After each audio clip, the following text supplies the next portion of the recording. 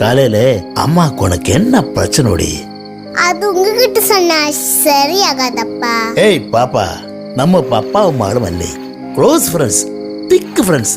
இனி சொல்லடி. அப்படியா? ஆமா சொல்லு.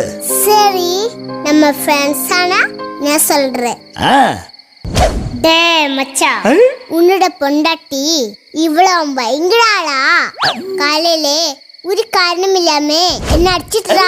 ஃப்ரிட்ஜில் இருந்தா ஒரு முட்டை எடுத்து நான் சாப்பிட்டேன், அதனாலே உன் பொண்டாட்டி என்ன அடிச்சிட்டா.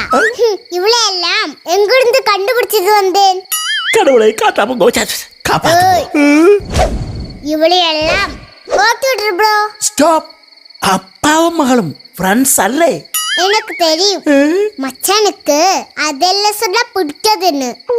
என்னடா மச்சா மூஞ்சி இந்த மாதிரி? சரிடா.